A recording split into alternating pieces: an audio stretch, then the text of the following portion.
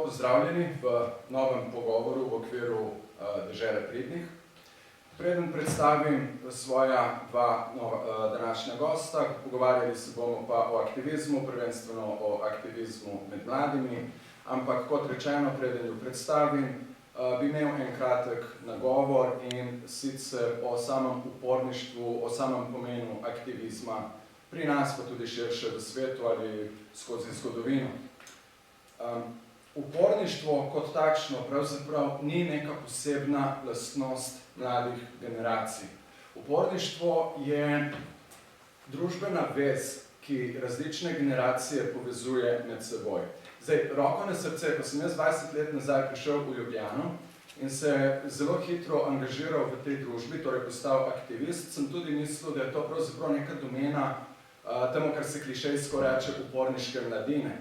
Ampak potem sem na prvih potovanjih po Bližnjem vzhodu, pa tudi sicer v okviru opravljanja svojega novinarskega poklica, takrat še za Radio Študent, prišel v stik z organizacijo, ki se imenuje Revolutionary Association of the Women of Afghanistan, RAWA. Po naše to pomeni revolucionarno združenje afganistanskih žensk oziroma afganistanskih žena.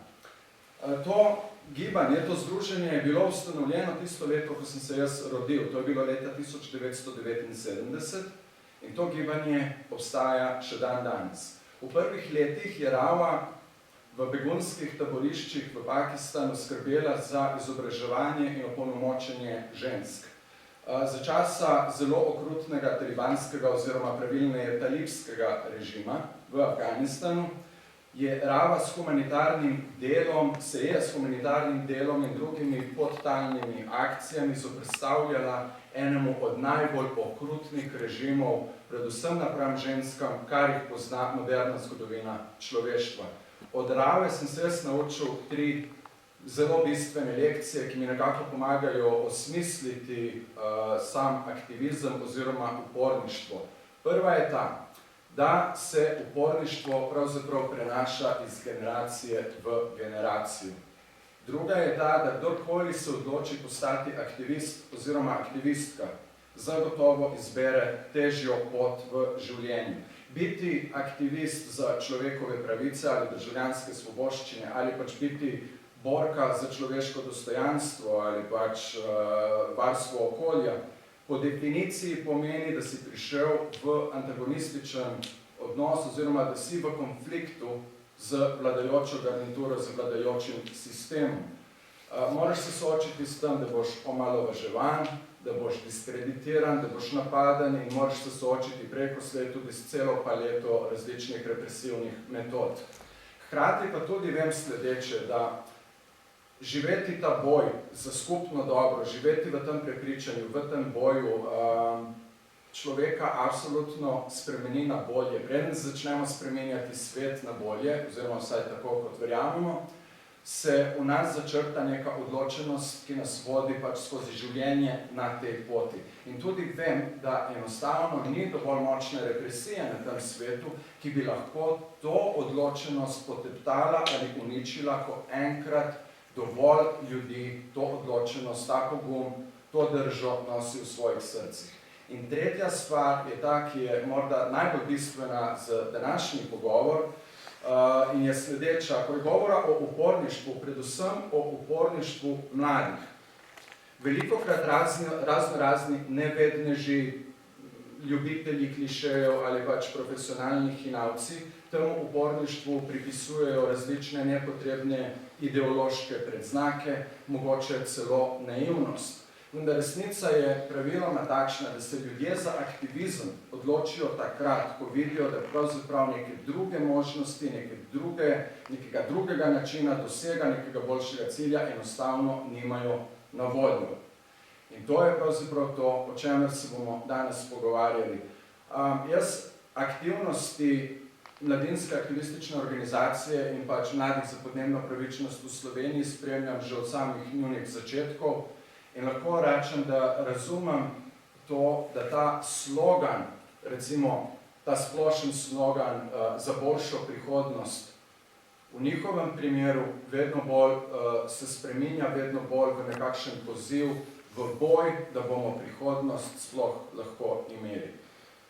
In v tem pogledu vaju lepo pozdravljam, tovariša, kolega, ne vem, kakorkoli bi se imenovali, prijatelja recimo. Predstavljena sta že na spletni strani, pa vendarle gimnazijec Lars Podkrajšek, predstavnik mladinske aktivistične organizacije in pa Sara Štiglic, študentka novinarstva na ljubljanskem FDV-ju in sicer predstavnica Mladih za podnebno pravičnost. Dobrodošla oba. Moj uvod, nagovor je bil mogoče malo dolg. Dovolite mi samo še malo daljše vprašanje, kot prvo vprašanje, da vam ga zastavim. Navezujem se pa na to, o čemer sem govoril, in sicer ta občutek, da ni druge izbire kot to, da pač gremo v aktivizem, da gremo na nek način v nek družbeni boj. Rad bi vam, ker sta oba dva mlajša od 25 let oziroma 28 let, bi vam rad nekaj prebral. Namreč leta 1992 je svetovna znanstvena skupnost naslovila prvo pismo oziroma prvo peticijo, ki ga je naslovila Opozorilo človeštvu. V njem so izrazili znanstvenice in znanstveniki veliko skrbi nad stvarmi, ki se odvijajo na našem planetu, vezano na klimatske spremembe, ki so do danes postale klimatska katastrofa. Leta 2017, 25 let kasneje, je več kot 20.000 znanstvenic in znanstvenikov podpisalo novo opozorilo človeštvu, v katerem med drugim ugotavljajo oziroma opozarjajo na sledeče stvari. V zadnjih 25 letih je število ljudi naraslo za 35%, količina dostopne pitne vode na osebo pa se je zmanjšala za 26%. Izgubljenih je bilo čez 1.200.000 kvadratnih kilometrov gozda, obseg mrtvih območij v oceanih se je povečal za 75%, skupno število sesalcev, plazilcev, dvoživk, ptic in rib pa je upadlo za 29%. Svet je na pragu 6. množičnega izumrtja v zgodovini planeta in ni nujno, da bo to 6. izumrtje človeštvo sploh preživelo. In me zanima, Sara, bi začel s teboj, kako gledaš pravzaprav na te podatke, na to matrico tega sveta? Ja, glede na to, da je bil ta dokument spisan že pred mnogimi leti in je bil podprt strani mnogih znanstvenikov, je to zagotovo zelo zaskrbljujoče. Moram priznati, da prvič slišala za ta dokument, kar je še bolj zaskrbljujoče. To pomeni, da se v današnji družbi zelo premalo ukvarjamo z dejanskimi problematikami, ukvarjamo se s problematikami, ki so kratkoročne, namesto da bi se posvečali dolgoročnim spremembam in stremeli k temu, da pač svet izboljšamo v tej meri, da bomo dejansko preživeli. Tukaj se ne gre sploh za neke osnovne pravice, ampak se gre dobesedno za ohranitev človeškega življenja in vseh življenj ostalih življenj. Kaj pa ti, Lars? Ja, jaz bi se strinjal z Saro. Pač tukaj ne gre več za to, da bi radi mi boljšo prihodnost. Mi si predvsem želimo to, da bi prihodnost sploh imeli, ker kot si po podatkih, ki si jih navedel, pač te prihodnosti na koncu sploh ne bo, če se bo stvar razvijala, kako se razvija trenutno. In tukaj potem nastane problem. Absolutno. In iz tega problema potem pridemo zelo hitro do aktivizma, do te odločenosti, o kateri sem nekako govoril v samem uvodu. Dej povejte mi, da Mladi za podnebno pravičnost obstajate že nekaj časa. Javnost vas nekako malo bolje pozna kot recimo mladinsko aktivistično organizacijo. Ampak ne glede. Za ljudi, ki bodo gledali, ki gledajo ravno kar naš pogovor in ne poznajo ne ene, ne druge organizacije dovolj dobro, če lahko poveste, recimo, kaj so osnovni motivi za vzpostavitev pač obeh gibanj oziroma obeh organizacij. Kdorkoli od vaju želi, recimo tudi sebe. Torej, glede na to, da sem danes tukaj kot predstavnica Mladih za podnebno pravičnost, bi najprej poudarila, da nekatera mnenja, ki sem danes postavila, ne predstavljajo celotne organizacije oziroma gibanja, nekatera mnenja bodo zagotovo moja.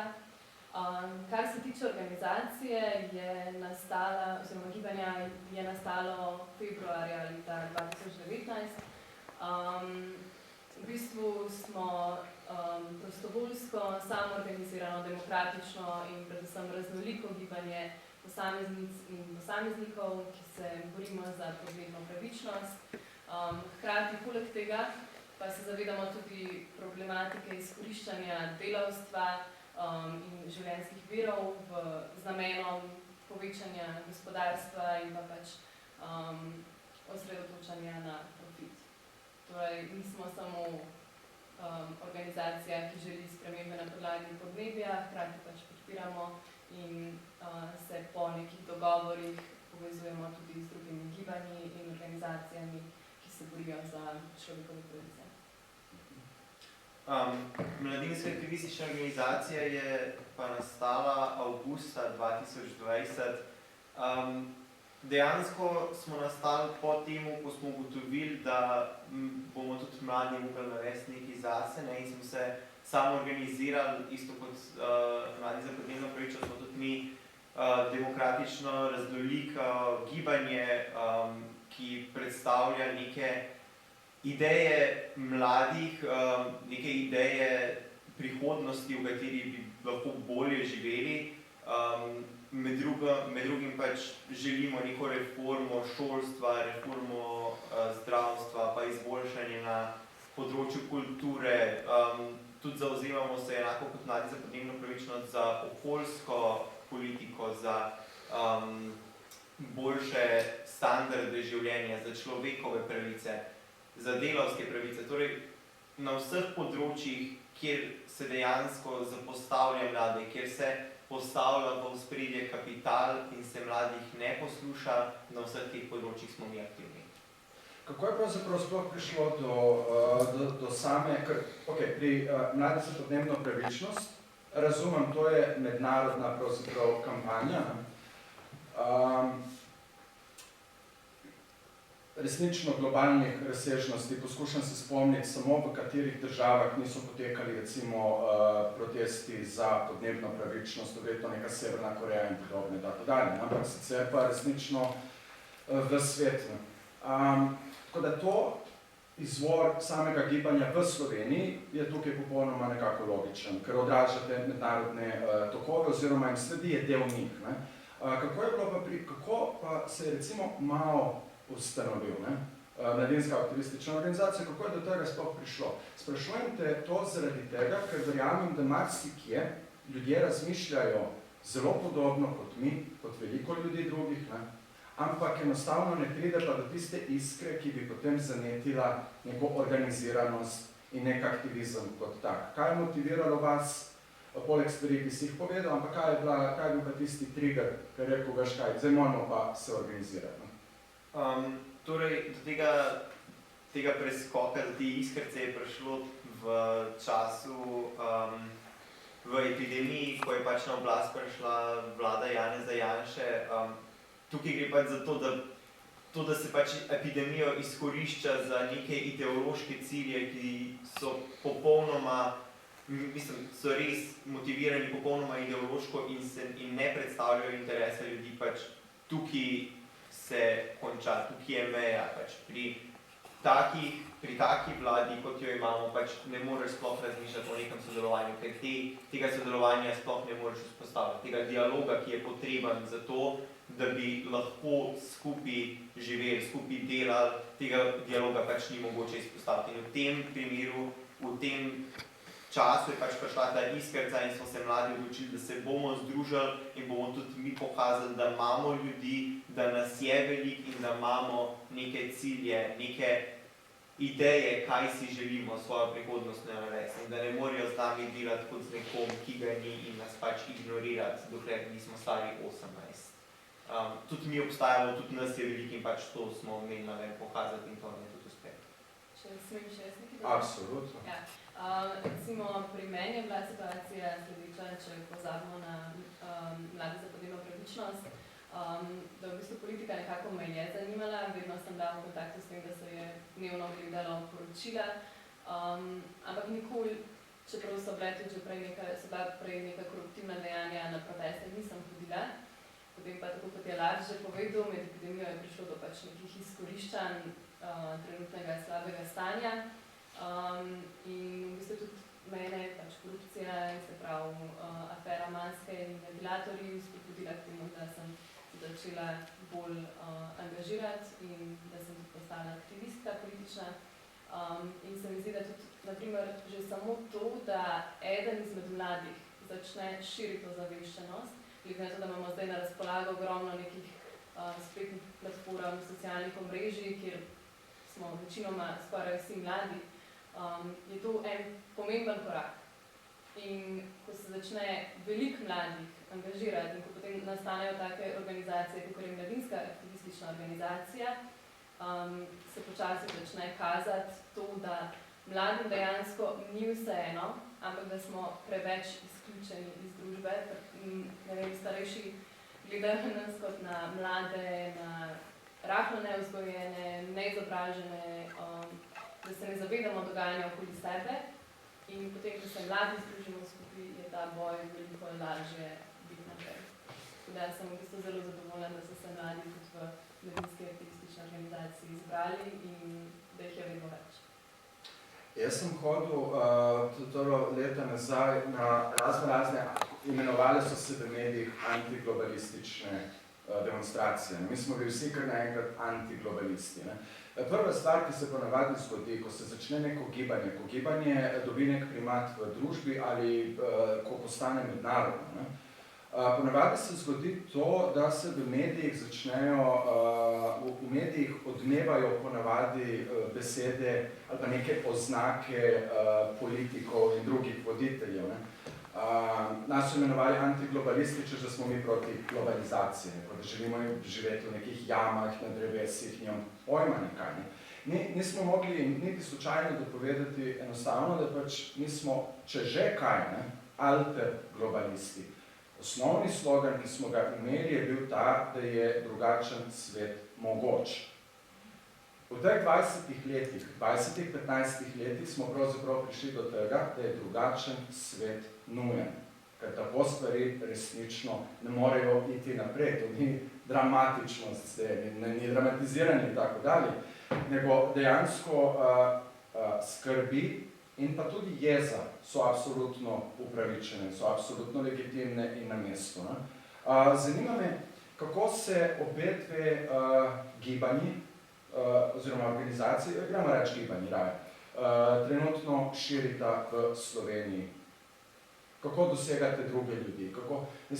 Se to dogaja spontano, organsko?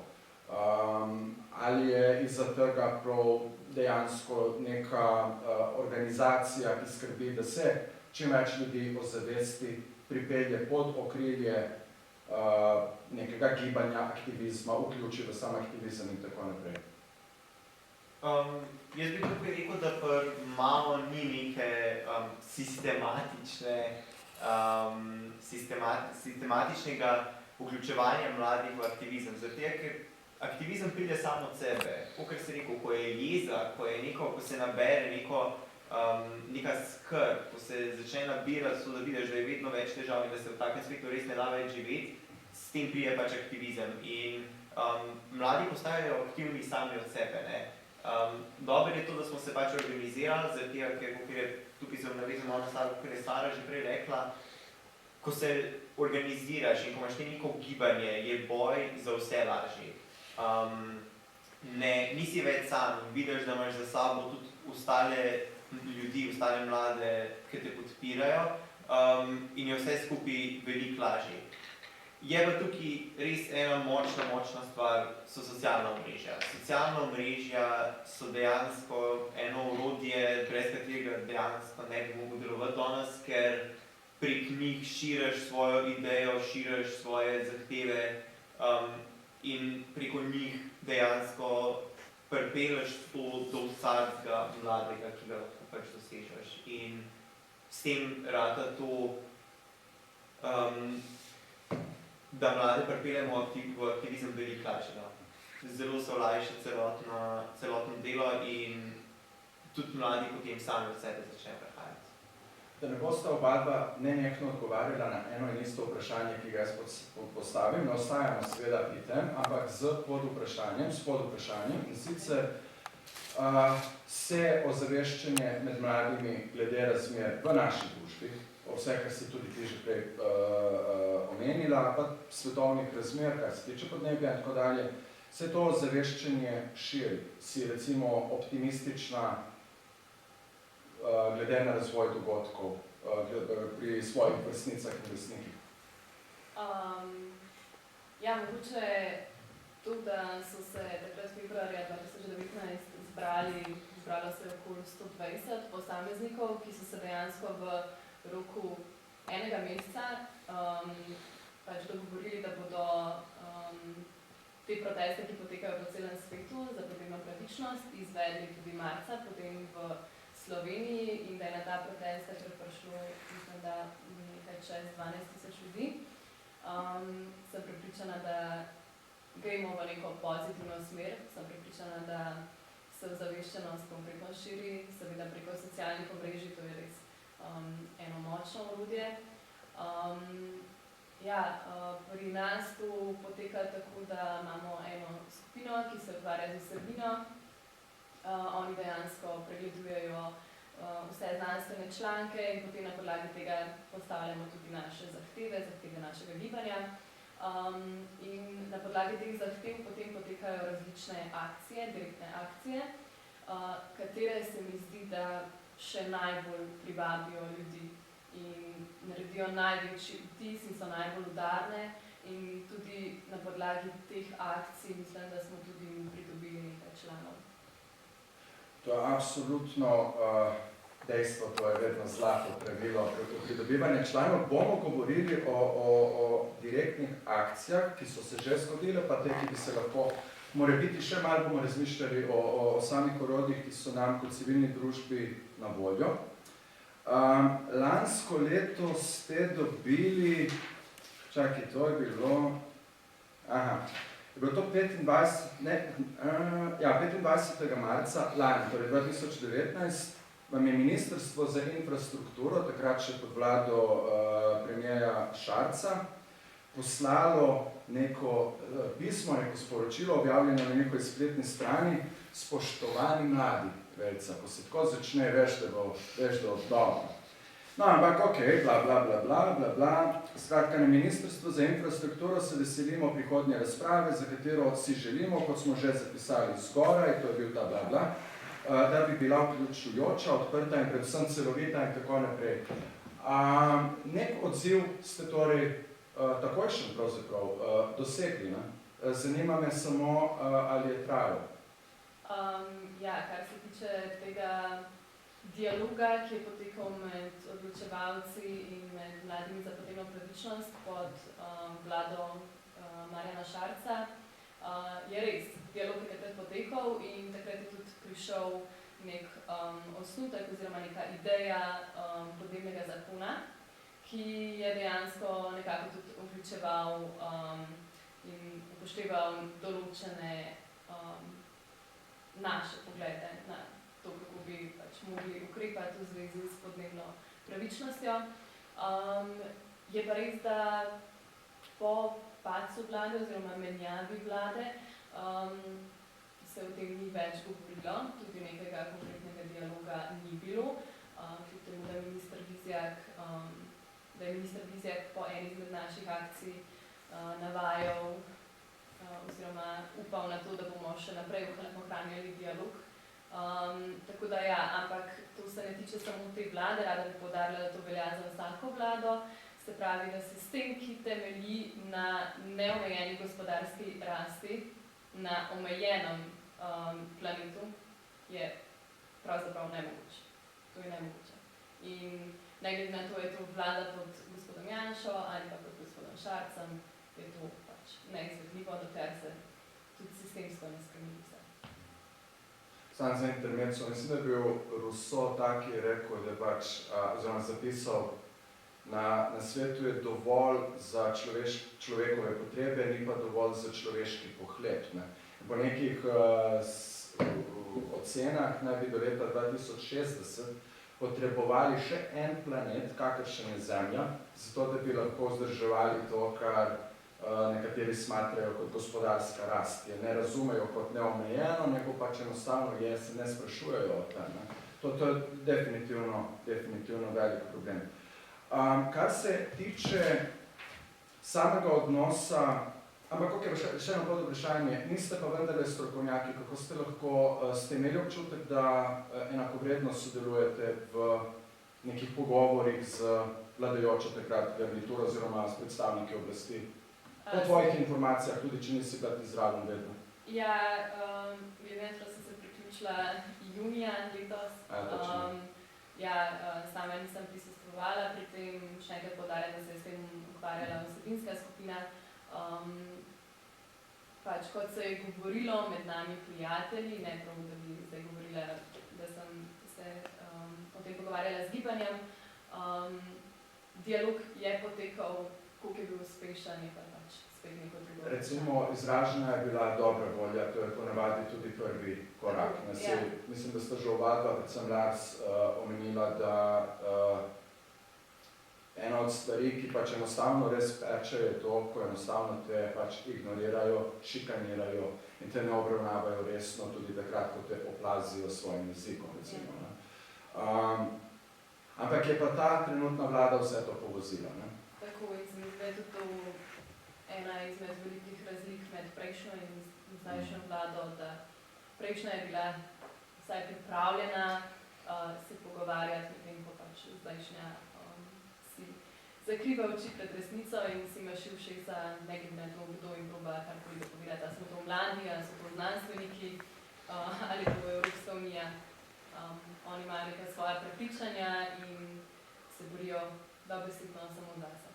Absolutno, sej, a veš, ko pride do, recimo, skrajno desne vlade, kar ta vlada po mojem globokem prepričanju je, in potem pride še do epidemije, to pravzaprav je neka katastrofa družbena, to so zelo težke okoliščine, s katerimi se moramo pač soočiti, moramo nekako ostati normalni, normalno funkcionalna neka družba, ampak s takšnimi zadevami pravzaprav priplavajo na dan vse tiste stvari, ki so sicer v senci, so pa vedno prisotne, vedno obstajajo, samo ob takšnih primerih priplavajo na površje.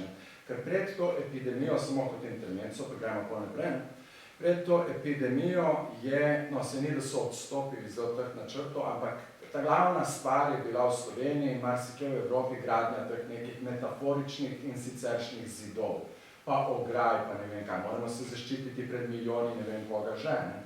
Ampak na koncu se zgodi, da nekdo na Kitajskem zboli in obeden od teh zidov pravzaprav in teh žičnatih ograj in tako dalje nima nobenega pomena več. Tako da, enostavno to so neke dobre lekcije, ki pospešijo procese, ki nas privedejo kot neko širšo množico, kot neko skupnost družbo, k temeljitejšim razmislekom, kje smo in kam pravzaprav gremo.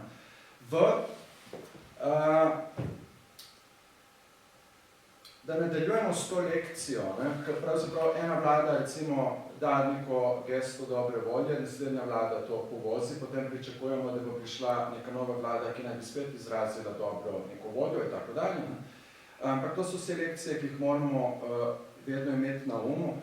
Lars, ko si dal intervju za Delo, za časnik Delo, si na vprašanje, kaj vas je motiviralo, da ste osnovali gibanje, odgovoril, nekajkrat se je zgodilo, da smo mladi zaprosili za sestanke z odločevalci, a iz tega ni bilo nič.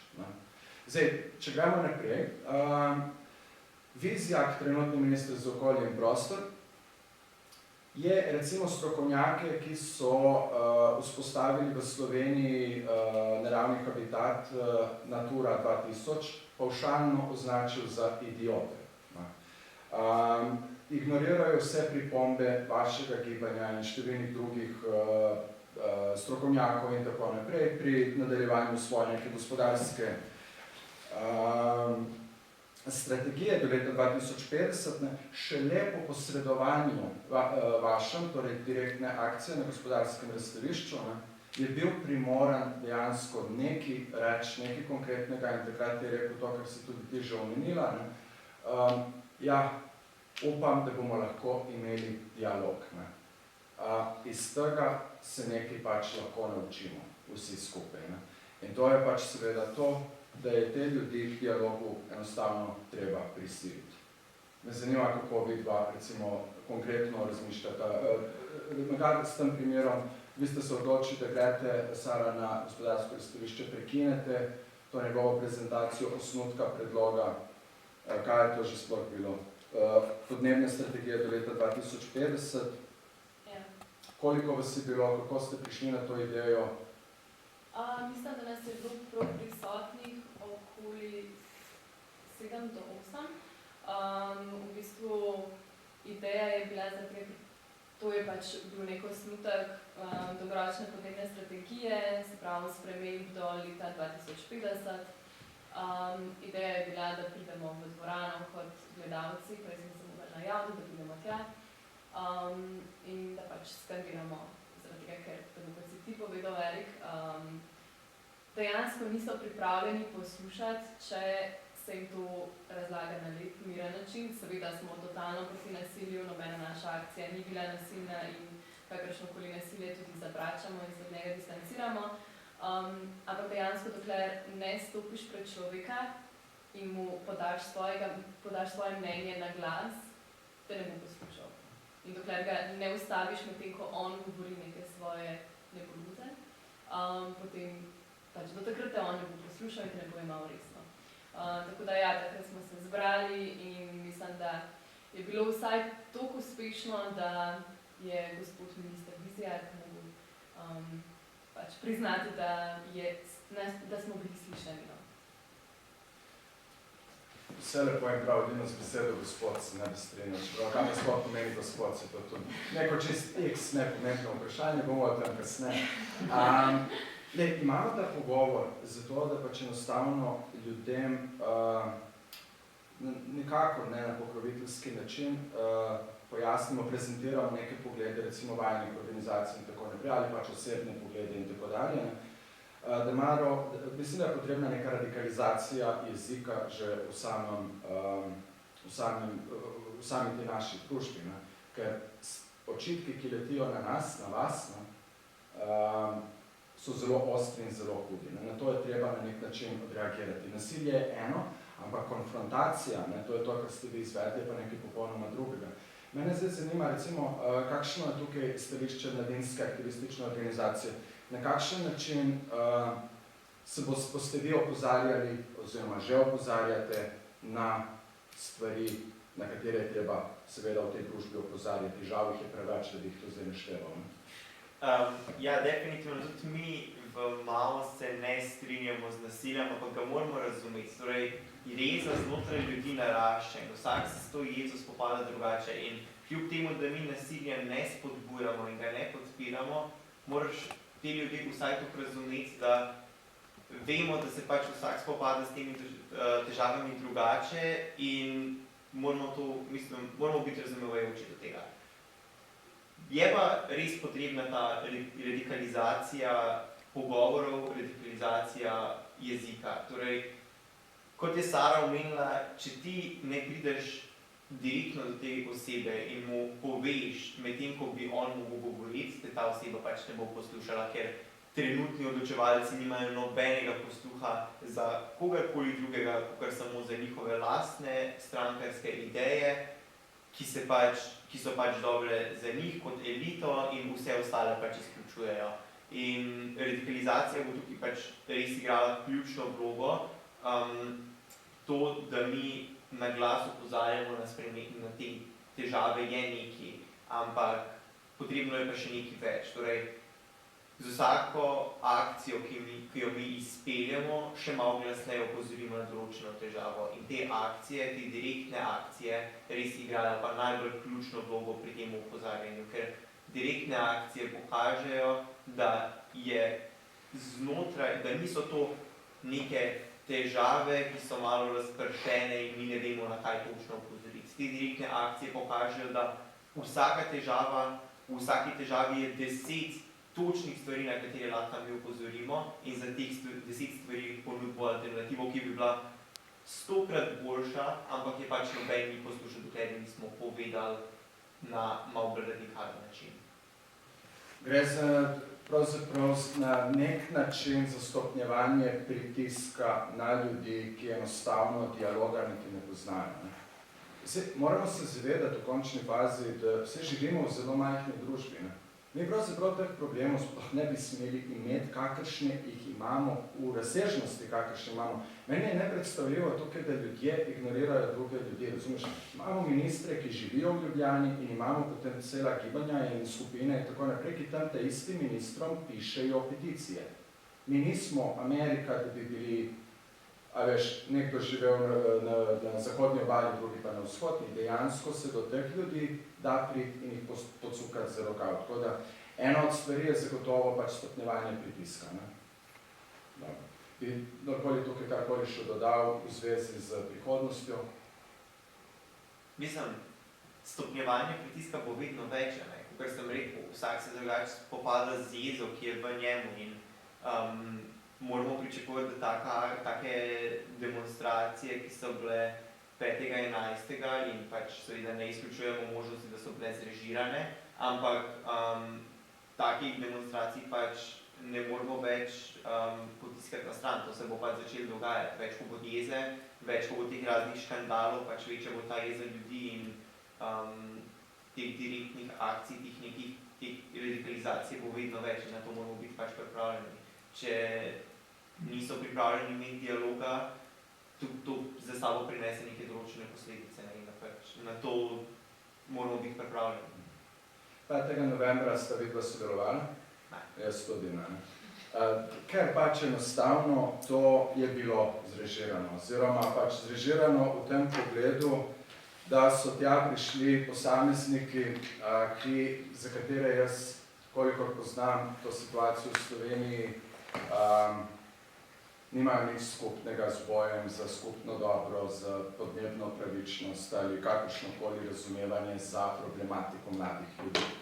Da so nekateri vedno neverjetno mladi. Tukaj bi jaz poudarila točno ta dialog. Se pravi, Protestantska skupščina se je na dan protesta, se pravi že dopoldne, konkretno distancirala, ne samo to, kar je že prej potekalo nekaj časa, da pač niso delili ničesar, kar je bilo povezano s protestom 5.11. Se je dobesedno javno, medijsko distancirala od protesta, tudi nikogar izmed najbolj prepoznavnih obrazov, petkovih protestov, kolesarjev na tem protestu ni bilo in potem je spet prišlo do nekega nasilja, kjer so bili zaznani obrazi nekaterih prav izključenih, ne vem, organizacij, društev, karkoli. In spet odločevalci vržejo luč in oko na petkove protestnike in tukaj spet, ki je dialog, spet so krivi tisti, nekatere pač, kateri so vladi najbolj sovražni. To zelo spominja na stvari, ki so se v Ljubljani dogajale že leta 2012 in tako imenovano slovensko ustajo. Tisto smo razkrinkali, verjamem, da bomo tudi to. Samo eno stvar bi jaz mogoče na tej točki povedal. Mi smo posneli ta pogovor 12. novembra. Vi ga gledate enkrat v decembru, tako da mi lahko komentiramo samo stvari, ki so se zgodile do dan današnjega dneva in ne jemljamo nobene odgovornosti, da bi morali vedeti za stvari, ki se bodo morda dogajale v nadaljnjih tednih, da ne bo kdo mislil, da ignoriramo določene stvari, ker bi imeli prste zraven. To se mi zdi, da je dobro pač povedati. Ok.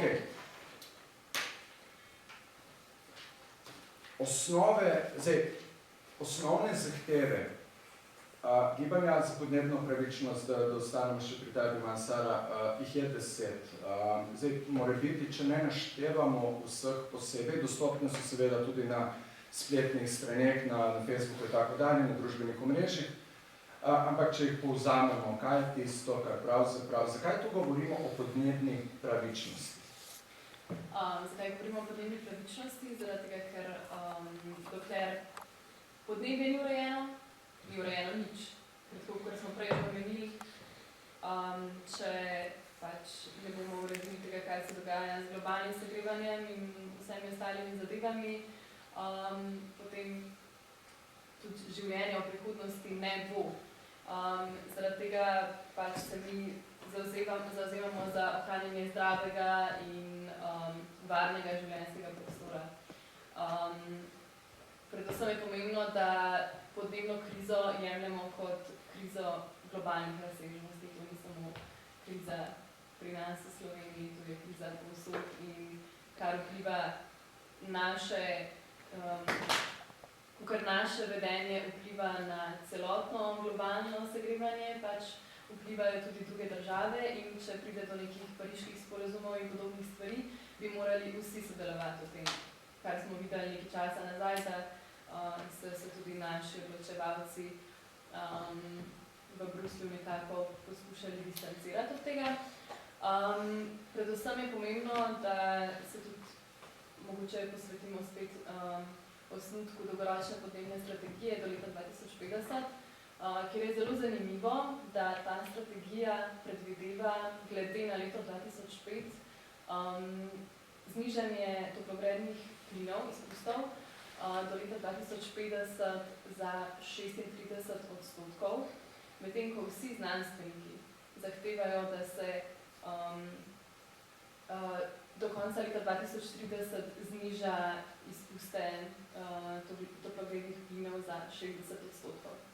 Tako da že tukaj prihaja do nekih velikih razhajanj med znanstveniki in med tem, kar pač si Ministrstvo za okolje in prostor predstavlja kot neko podnebno rešitev. Ne eno, ne drugo ne bo šlo seveda skozi, ker pravzaprav Indija je napovedala, da bo še kar naprej uporabljala fosilna goriva, ravno tako Kitajska in ravno tako Rusija. Pravzaprav je, kako bi bil najlepši način, bom na to razložiti, boj, ki ste ga začeli, bo verjetno zaznamoval velik del vajnih življenj, vaših življenj, naših življenj, kakorkoli že. Je to zavedanje? To je definitivno zavedanje, ampak ko greš enkrat v ta boj, se tudi zavedaš, kakšne so posledice tega. Kakor si že prej omenil, pač od tega, da ti bojo ljudje govorili, da kar delaš narobe, do tega, da te bojo pač ljudje imeli za neumnega, za naivnega. To vse sprejmeš s tem, ko greš v to in veš, ko se vključiš v aktivizem, moraš vedeti, da se ne smeš umikati, ne smeš se umikati zaradi takih ljudi, ki ti bojo govorili, da je to, kar delaš narobe. Pač držati moraš svoj položaj in se boriti za to, kar verjameš. In ko imaš ti, mislim, če imaš ti pri sebi razčiščeno, kaj si ti želi, kaj imaš ti v glavi kot boljšo prihodnost. Če imaš ti v glavi zastavljen cilj, se ti za ta cilj ni težko boriti. In si se pripravljen za ta cilj boriti tudi celo življenje, če bo treba, kar bo na koncu pač verjetno treba glede na trenutno družbo in glede na to, kako se trenutna situacija razvija. Ampak vsekakor pa to pač vzameš v zakup in se s tem strinjaš. Boj po mojem evolvira, na nek način. Recimo, jaz sem prej omenil, da sem hodil na te ampak hodil sem tudi med drugim na mednarodne alter globalistične demonstracije. Demonstrirali smo recimo leta 2001 v Genovi v Italiji proti zasedanju kluba G8. Zdaj je to klub G7, ker so Rusijo vrgli ven. Skratka, to je bil mednarodni boj, ki je opozarjal na nevzdržnost in na nevzdržnost kapitalistične neoliberalne globalizacije. Ampak ni težko, brez kakršnega občutka samo krivde ali kesanja ali posipanja s pepelom, ni težko zaključiti, da pravzaprav nam ni uspelo. To je bil nek čudovit zgodovinski trenutek, ki je kar trajal nekaj let. Ni nam pa uspelo v tem pogledu, ker mi smo recimo ena od organizacij, institucij, zoper katere smo protestirali, G8, poleg drugih, je na koncu pravzaprav vse skupaj rezultiralo v tem, da imamo danes po navajanju Oxfama 8 fizičnih oseb, ki imajo v svoji lasti toliko premoženja kot revnejša polovica človeštva. V tem pogledu lahko absolutno objektivno zaključimo, da temu gibanju ni uspelo.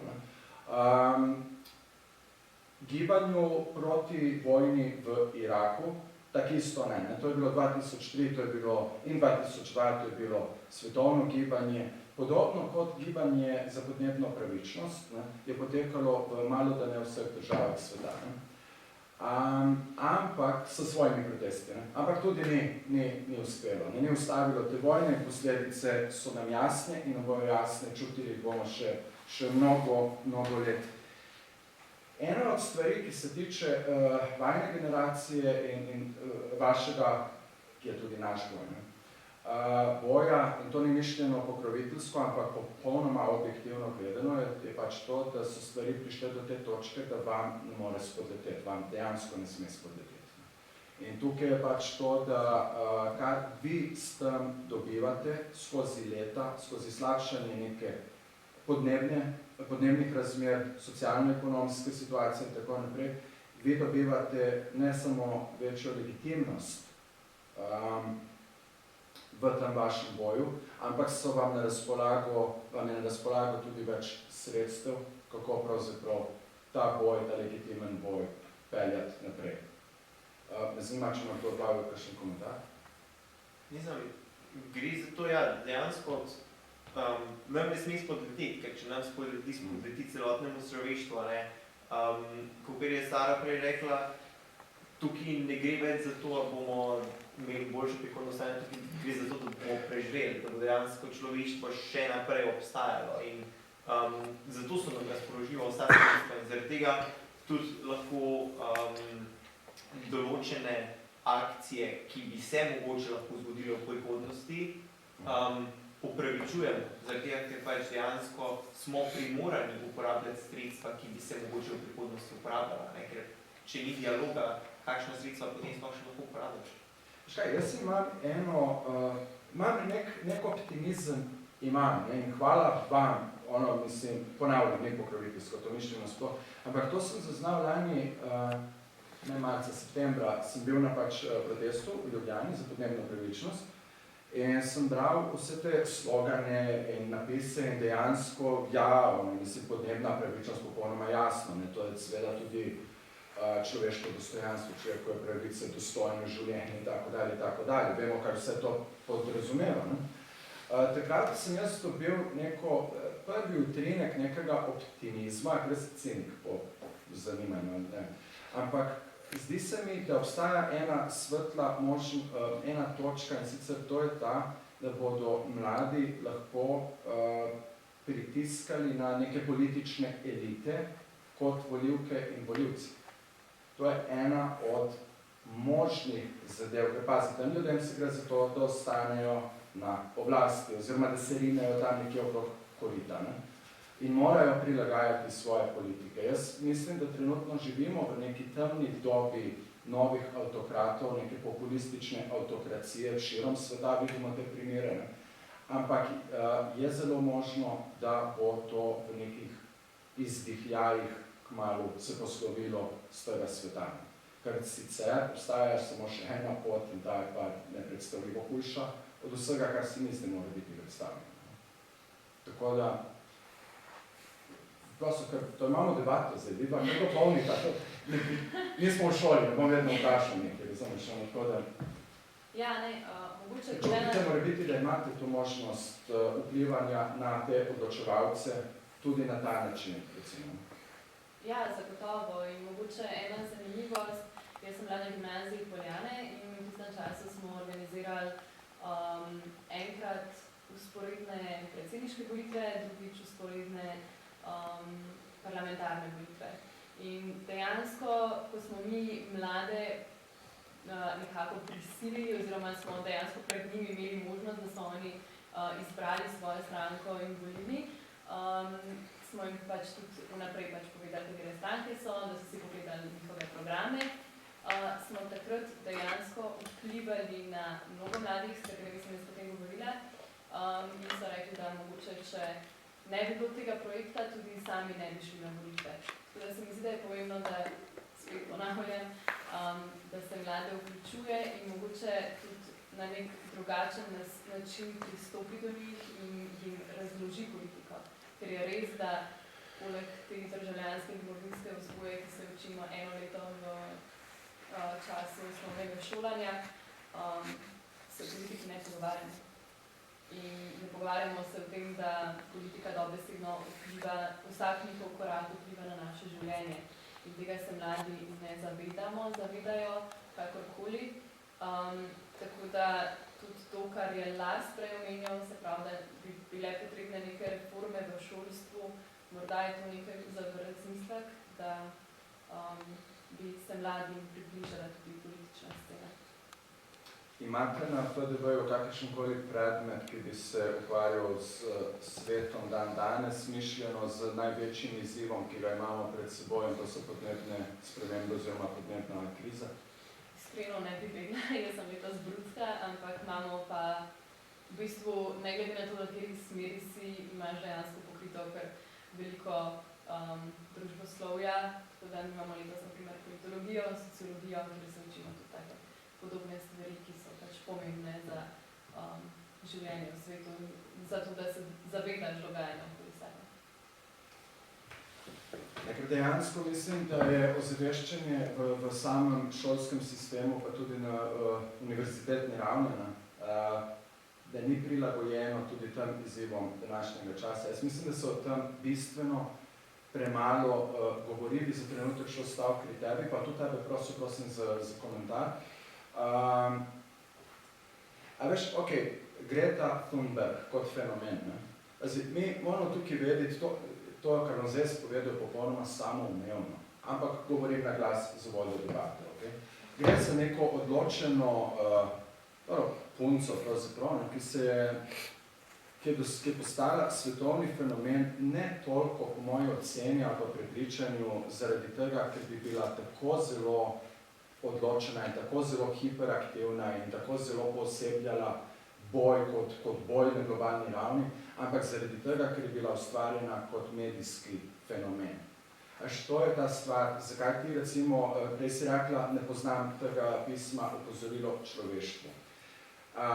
Ko sem jaz pisal članek za Mladino o tem pismu znanstvenic in znanstvenikov, sem nekako zaključil z besedami, da bi to pismo, ali pa vsaj te glavne ugotovitve tega pisma, morali prevesti v vse jezike tega sveta in to objaviti na naslovnicah vseh časopisov in to dati v vse medije. Ampak to se absolutno ne dogaja. Ne? Pač dajo nam Greto, ki je lahko pravzaprav, ki je v bistvu zelo dober simbol in motivirala ogromno milijone ljudi po vsem svetu in sprožila neke procese. Ampak hkrati pa spektakel seveda deluje tako, da dokler je en človek v ospredju, je oseba v ospredju. Številne politike, na katere tudi ona opozarja, pa potem niso. In to je tudi njena glavna frustracija mimogrede. Ona opozarja nenehno na to. Zavrnila je neko nagrado, ki so jo hoteli podeliti na Norveškem, rekoč, da pač podnebje ne potrebuje nagrad. Tako da absolutno govorimo o super človeku. Ne? Do vas so čital sem v nekom članku v dnevniku, v časniku Dnevnik, da so do vas pristopali novinarji in vas spraševali, kdo je slovenska Greta Thunberg. Što nam nakazuje pač na to? Ne? Kako ste vi na to odreagirali? Ja, pri nas smo vsi enakopravni, vsi člani, ne glede na to, kakšno ozadje, kakšno znanje imamo, smo vsi enakopravni in nihče ne izstopa, nihče ni predstavnik. Seveda imamo neke koordinatorje, ki pač skrbijo za povezovanje med vsemi členi, ker vemo, da neko razpuščeno gibanje skoraj da ne more delovati, nekdo pač mora biti, ki nas poveže med sabo. Da bi imeli pa nek obraz, ki bi nas predstavljal, nam pa ni v interesu, ker se ne gre za to, da želimo nekoga izpostaviti kot glavnega, ker je pač v ospredju nek problem.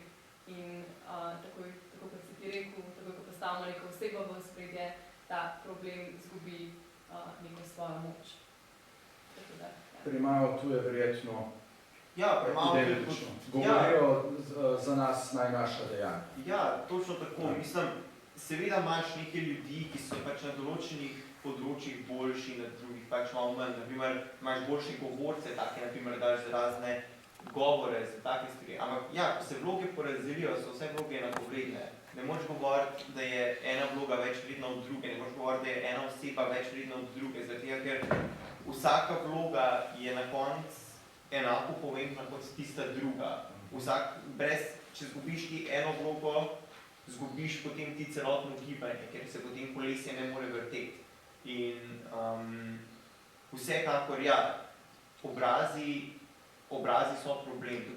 Tukaj, ko gre pregreti problem to, da njen obraz zdaj predstavlja samo določeno težavo, in to je podnebje, in vse ostale težave, na katere vseeno opozarja, zgubijo neko ta naboj, zaradi tega, ker bojo vsi to povezali, ampak saj ona je pa za podnebje, zakaj potem opozarja še na socialne težave, socialno-ekonomske probleme, take stvari, ampak lih to je, vse te težave se prepletajo med sabo, ne moreš reči, da si ti aktivist samo na enem področju, ker to ne deluje tako. Ker ko si ti aktivist, če si ti na primer aktivist za podnebje, si aktivist tudi za vse ostalo, ker ne moreš brez podnebja. Ja, vse je povezano in na koncu smo vsi aktivisti za vse. In vsaka vloga je enako vredna kot druga. In tukaj je samo to, da ostanemo povezani, da se ne poliva v ospredje oziroma v ozadje in da pokažemo to enakopravnost in demokratičnost, ki jo imamo, je ena ključnih stvari, da lahko taka gibanja, kot so, uspevajo in ostajajo na sceni tako dolg časa, kot ostajajo. Pomembno je seveda tudi to, da se vsak član počuti vključenega, da se počuti slišanega, ker tako, ker se člani počutijo slišane in vključene, je ogromno nekih novih idej, novih želj in se pač delovanje še pospešuje, kar je res pomembno. Zdaj sem na zadnje, da se navežem na vaju 2 oba, to se mi zdi absolutno super, da smo izpostavili. Berem eno knjigo, ki jo je napisal dolgoletni, oziroma 2 knjige je napisal, dolgoletni kanadski, v principu okoljevarstveni aktivist, ampak, kot praviš tudi Lars, kot je tudi pravzaprav samoumevno, zadeve se prepletajo. Ime mu je Arik McBay in knjigi se imenujeta Full Spectrum Resistance, Volume 1 in Volume 2. V knjigah, obeh knjigah, oziroma v prvi knjigi, on analizira zgodovino različnih gibanj z celega sveta.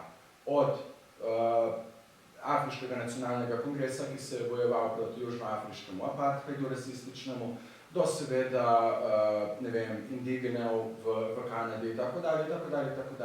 On je pokazal, da pravzaprav gibanja, ki so v sebi imela zasajeno neko izključevanje med samimi člani. To, da mi kot neko gibanje ne sprejmemo fašistov, samo po sebi ni izključevanje. Ampak govorim, recimo v nekaterih gibanjih so bile ženske manj zastopane, na manj vodstvenih položajih, manj spoštovane in tako naprej.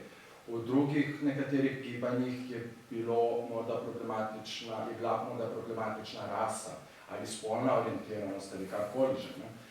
Tovrstna gibanja ali pa popolnoma nepotrebne neke ideološke zdrake, pred katerimi tudi mi tu v Ljubljani nismo imuni. In ta McBay absolutno dobro ponazori eno stvar, ko pravi, mi moramo vedeti, ko enkrat vstopimo v neko gibanje in se v tem gibanju pojavi razkol. Razkol na katerikoli ravni, zaradi katerega koli razloga žene. Čim se enkrat pojavi razkol, mora takoj biti prepoznana ena stvar. Mi smo v tej zadevi skupaj. In ali nam bo skupaj uspelo, ali nam bo pa skupaj spodletelo. Ampak skupaj definitivno bomo. Vse te delitve, ki se recimo dogajajo in začutimo na raznih ravneh in tudi znotraj gibanj, ta gibanja obsojajo na smrt veliko bolj kot neka državna represija, ki ta gibanja pravzaprav kvečemo lahko ojača. To je ena od stvari, na katere treba seveda biti pozoren. Mi bomo zdaj počasi zaključili, pa me zanima kot recimo zadnje vprašanje,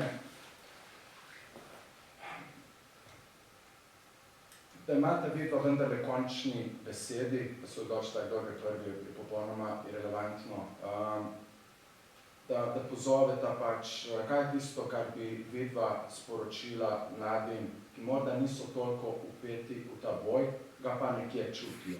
Čutijo ga že, če tole gledajo. Ampak morda po tem boju niso upeti. Kaj je tisto sporočilo, ki bi se jim ga splačalo, recimo, dati? Lahko je en stavek, lahko je zelo enostavno. Ne iščemo globokih misli.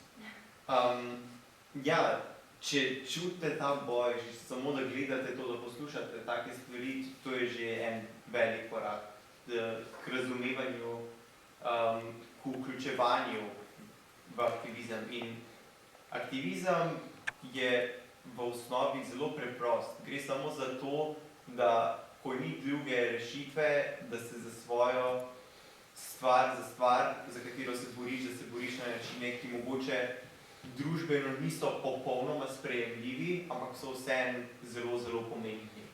In bom kar direktno pozval, da tudi če se vam zdi, da ne morete narediti spremembo lahko naredi vsak.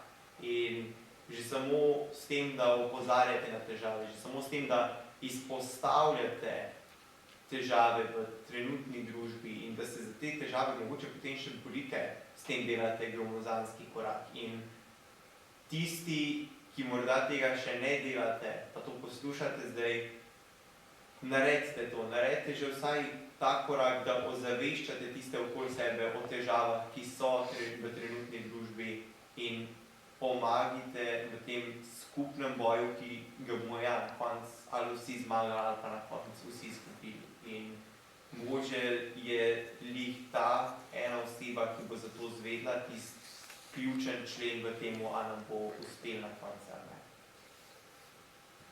Točno tako. In jaz bi dodala še to, da je res pomembno, da stopimo skupaj in da se gremo z roko v roki naprej in se borimo za lepšo prihodnost oziroma za prihodnost sploh. Sama velikrat dobim kakšno sporočilo, da s tem, da objavljam kaj na Instagramu ali pa na Facebooku, ne bom ničesar dosegla, da nikogar ne zanima moje mnenje, ampak potem vsakodnevno dobivam podporo drugih mladih. Drugi mladi se pridružujejo različnim gibanjem, drugi mladi mi pišejo, hvala Sara, ker si mi sporočila neko informacijo, za katero jaz sploh vedno nisem. Tako da ja, ozaveščanje je pomembno in tudi če greste sami v nek boj, korak za korakom, na koncu se bo splačalo in ne se bati, ker na koncu je tako pomembno to, kar dosežemo. In ničesar ne bomo dosegli, če bomo samo sedeli doma in obupavali nad situacijo. Obupavali. Ja, je? Obupavali. Je, okej. Ne, boljše obupavali, kot pa obupali, ker obupali to pomeni, to je že konec. Obupavali. Ne. Obupavali. Vsekakor so razumeli, jaz absolutno. Ampak veš kaj, imaš en sjajen afriški pregovor, ki pravi, da če misliš, da si premajhen, da bi lahko karkoli dosegel, poskušaj zaspati s komarjem v zaprti sobi. To je ena od njih. Kar se pa tiče, recimo, tisto, ko rabimo nek pogum, da stopimo v nek aktivizem oziroma da stopimo v neko situacijo, v kateri bo konfrontacija, bodi si z odločevalci, bodi si s tistimi, ki so nad nami, nas zatirajo, nas ne marajo, ignorirajo in tako dalje, in tako dalje. Mark Twain je zelo dobro napisal, da se tovrstnih stvari pač ne smemo ustrašiti. Pogum, tako je zapisal, pogum ni odsotnost strahu, je upor proti strahu kot takšnemu in je obvladovanje tega strahu. Vem za primer v Brežicah, od tam živi ta Vizjak. To hočem povedati samo zaradi tega, ker smo o tem govorila z Rokom Rozmanom na koncu prejšnje sezone Dežele pridnih. Bi sam rad povedal, da tega nisem pozabil, ne jaz, ne ostali. Ena punca je šla in je s kredo napisala pred hišo, to so informacije, ki jih imam, napisala pred hišo od Vizjaka pač neko sporočilo. Ni šlo za grožnjo, ampak pač nekaj v stilu, glej, ne, pač ni to v redu, kar pač počneš. Ne. Po informacijah, ki jih imam, so jo locirali, se je izvedlo, kdo to je, in je potem prejemala grožnje ne samo ona, ampak tudi člani njene družine. In to je tisto, kar doživljajo tudi novinarji in novinarke, to je tisto, kar doživljajo posamezni aktivisti in aktivistke, to je to, kar doživljajo protestniki in protestnice, ko smo soočeni z represijo, z nekimi grožnjami, s poniževanjem in teptanjem našega dostojanstva, samo zaradi tega, ker se zauzemamo za boljši svet, oziroma da bi svet sploh imeli. Ne. Teptajo nas pa tisti, praviloma tisti, ki so v tej družbi najslabši in najbolj pokvarjeni. In absolutno je upor tukaj ne stvar osebnega ponosa, ampak je to stvar, ali pa stvar neke ozaveščenosti, ampak je to stvar neke logike in nekega osnovnega človeškega dostojanstva. Sara in Lars, najlepša vam hvala, da ste bila gosta.